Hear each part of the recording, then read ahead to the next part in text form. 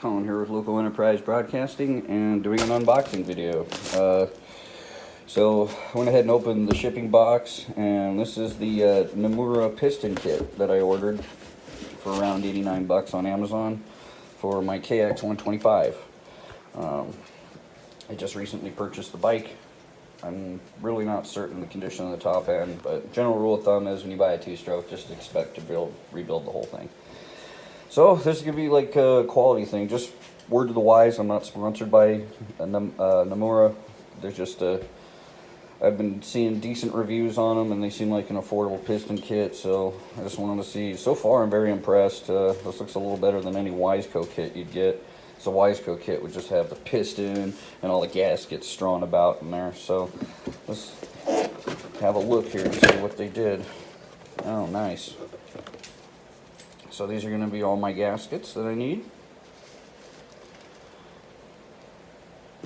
And then this would be, you can probably tell they use these boxes for everything. I'm sure with the 4 strokes they have the rings, the wrist, and all that other stuff.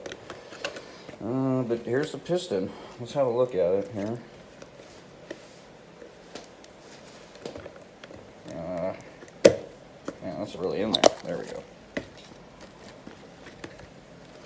Mainly, I just want to see see if there's any casting imperfections or anything like that.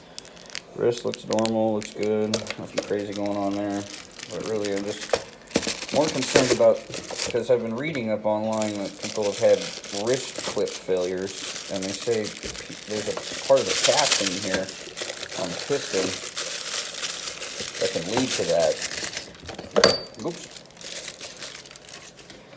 But I don't see it.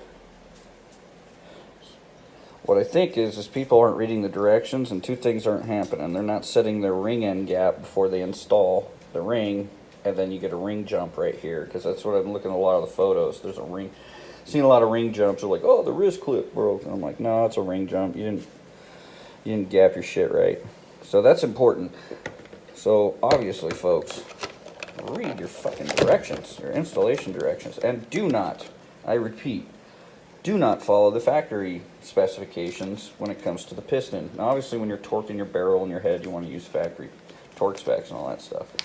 As far as your ring end gap and all that, follow the instructions that the manufacturer of the part sent, because their materials are not made as the same shit as the stock ones, and they've got a little bit different clearance issues. So make sure you're following the manufacturer's installation instructions.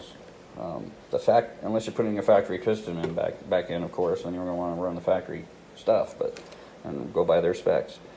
But in this case, from all the photographs I've seen of these quote-unquote Namura piston failures, it all, just from my general mechanical background, tall tale signs of incorrect installation.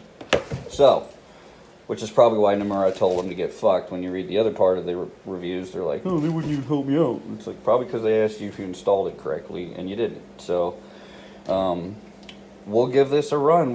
The next video will be the teardown of the bike. So thanks, guys. Project 125 is a go. And once we get it apart, we'll see how bad the bottom end is. But that's pretty much it, folks. Give me a thumbs up, like, share, and subscribe. See you guys.